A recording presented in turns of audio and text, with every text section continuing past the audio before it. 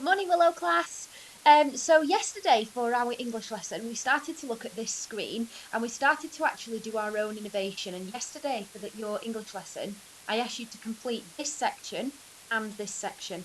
So I've just finished off my new innovation, which follows the basic line of the chunk the plot. Once I've then done that, I have started then to develop my first chapter. Okay. Remember, this is a chapter, not just a paragraph, like when we were in year 3 or 4, all right? So, this chapter that we're doing today is about Toby being introduced as an 11-year-old boy. It talks about his home education and that he has a hearing impairment, and that he's not a hearing impairment, sorry, that he's got an impairment, which is I've chosen that he's only got one leg. It talks as well about he's being worried for going to school because he's worried about making friends and that he won't be able to play like any other child.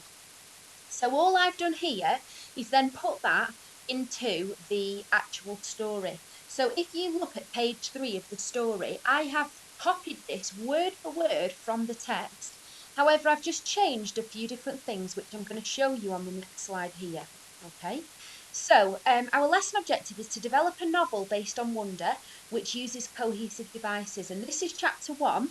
And there's lots of cohesive devices you can see, which I'll go through as we do this lesson. So I'm going to read this to you, and I want you to see what you think basically. Do you think it's a bit boring? Do you think there's anything I can change? Do you think there's better vocabulary I could use? Anything like that? So, I know I'm not an ordinary kid. I mean, sure, I do ordinary things. I play on my scooter, I eat jam butties, I play on my Xbox. So, I'm ordinary, I guess. I feel ordinary, but ordinary kids don't get stared at wherever they go. If I found a magic lamp and I could have one wish, I would wish that I had two legs and that no one ever noticed at all. I would wish that I could walk down the street like normal kids without everyone just staring at me. Here's what I think. The only reason I'm not ordinary is because no one else sees me that way. I'm pretty good at pretending I don't see people's faces, though. We've all got pretty good at that sort of thing. Me, Mum, Dad, and Lola. My name's Toby, by the way.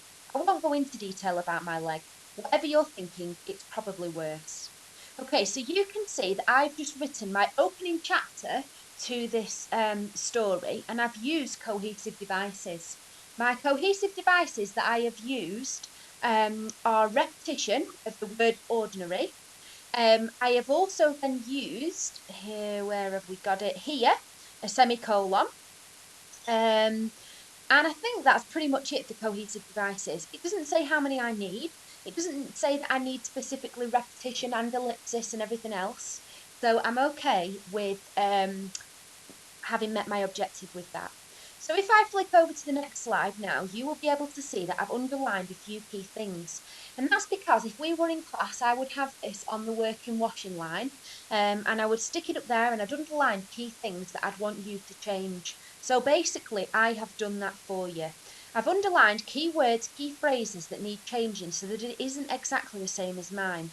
Obviously, based on this page, your impairment or disability or whatever is going to be different to mine. So that means that this bit is going to be different. Okay.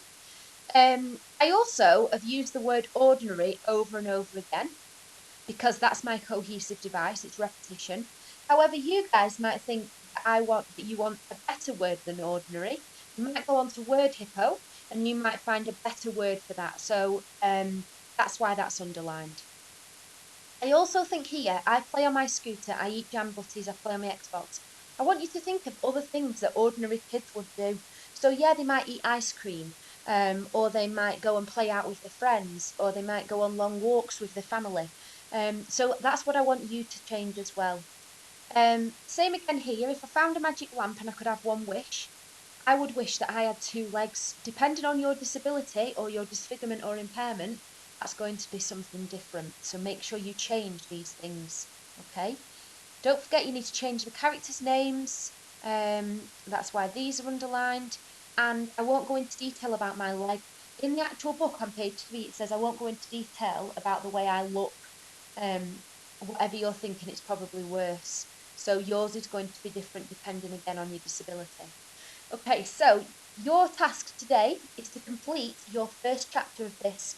Use my example, keep it easy for yourself, and just change the key bits that are underlined in red. All right, I'm really looking forward to reading your first chapter and then your whole of the actual novel when it comes to the end of the week. Good luck, everybody.